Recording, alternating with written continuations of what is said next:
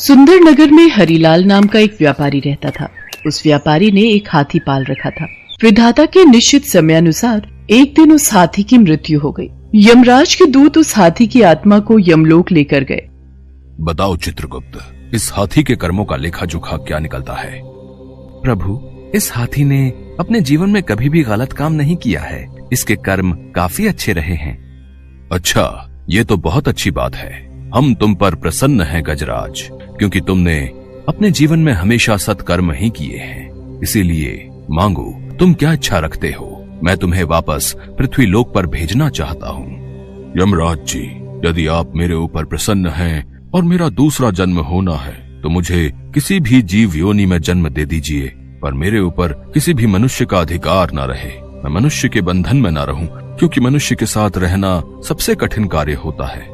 हाथी की ऐसी बातें सुनकर यमराज काफी आश्चर्यचकित हो गए। उन्होंने हाथी से कहा, हे गजराज, ये तुम क्या कह रहे हो? मैं तो यही जानता हूँ कि मनुष्य जाति सबसे अच्छी होती है, वो सबसे ज्यादा बुद्धिमान होते हैं। यही तो परेशानी है यमराज जी, कि मनुष्य सबसे ज्यादा बुद्धिमान होते हैं। लगता है आप मनुष्य की सच्चाई नहीं जानते, आपको उनके बारे में कोई जानकारी नहीं है।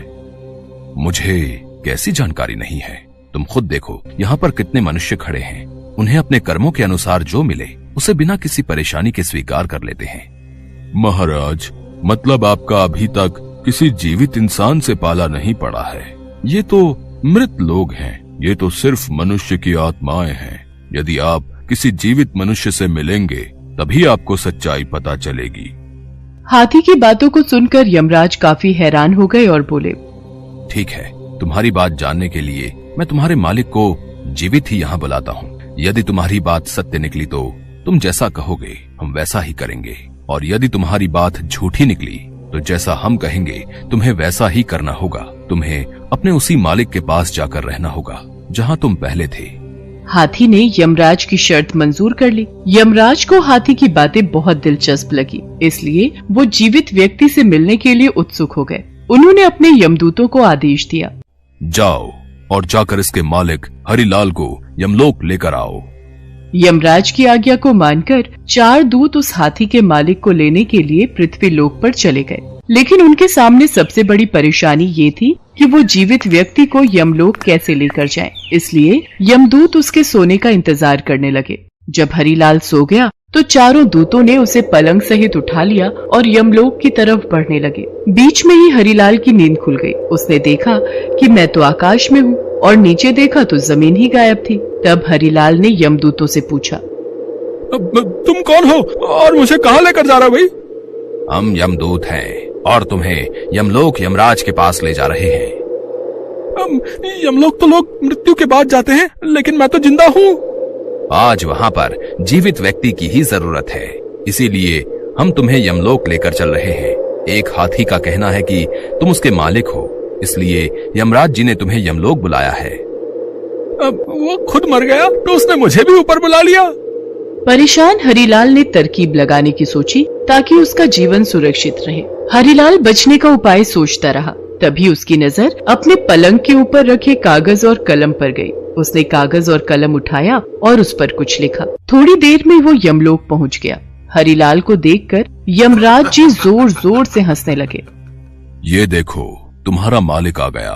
वैसे गजराज, तुम इतने विशालकाय ताकतवर जानवर होकर इससे डर रहे हो।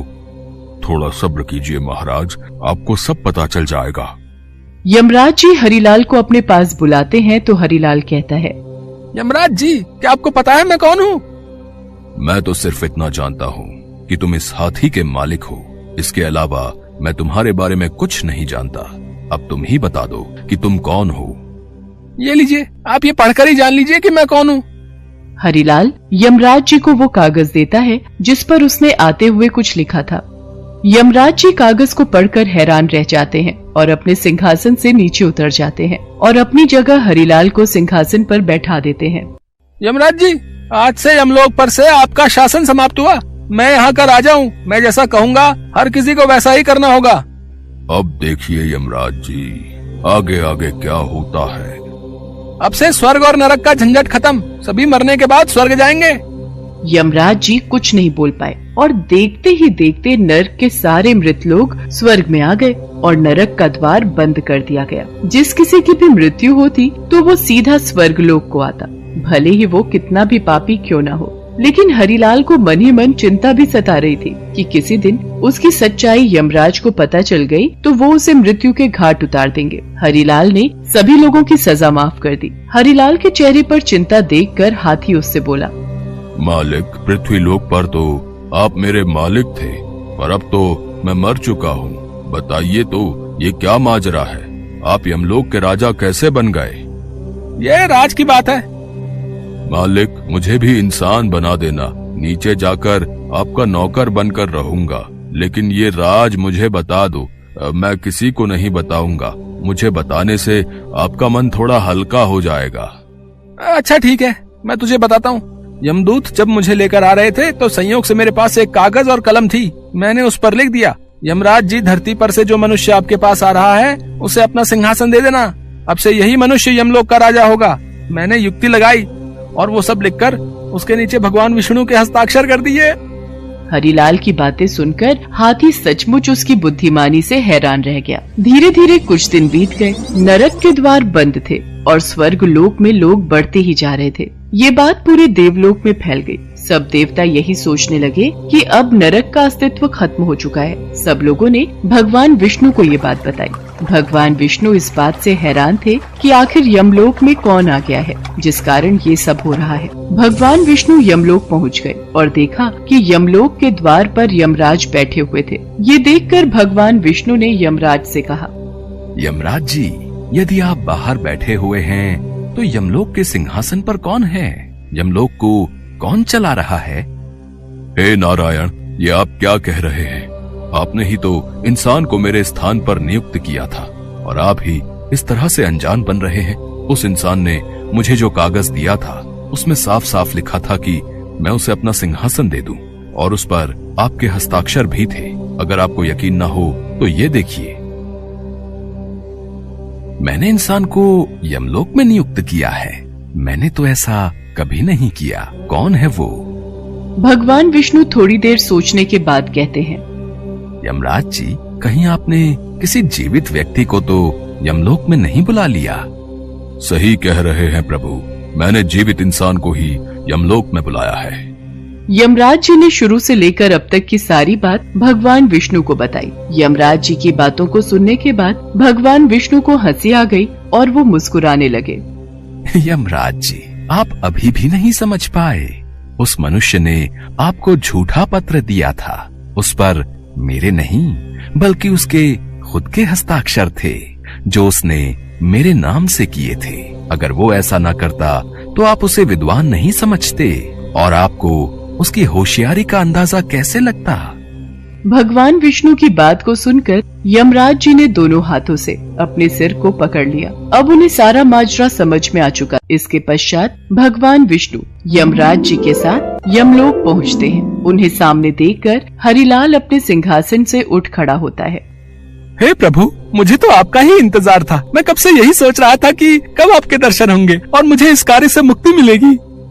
तुम बहुत चालाक हो हरिलाल। देखा यमराज जी, जीवित व्यक्ति को यमलोक बुलाने का क्या परिणाम हुआ। अब इसको दिख रहा है कि मैं इसे दंड देने वाला हूँ, तब ये मुझे खुश करने में लग गया है। मैं समझ गया प्रभु। किसी भी इंसान को समझना किसी के लिए आसान नहीं है। आज मैं मान गया कि इंसान सचमुच अपनी बुद्धिमानी से कुछ भी कर सकता है। गजराज, तुम्हारी बात सही साबित हुई, इसलिए मैं तुम्हें भी पृथ्वी लोक पर मनुष्य बनाकर भेजूंगा। अब तो तुम खुश हो। तुम्हें तुम्हारे अच्छे कर्मों का फल मिल रहा है। तुम्हें किसी का बंधक नहीं बनना पड़ेगा। तुम अपनी जिंदगी को आजादी से जी सकोगे। यमराज की बातें सुनकर हाथी खुशी से सिर हिला देता है। इसके पश्चात यमराज जी हाथी को भी मनुष्य रूप में धरती पर भेज देते हैं और हरिलाल के दिमाग से भी यमलोक की सारी बातें निकालकर वापस पृथ्वी लोक पर लौटा देते हैं।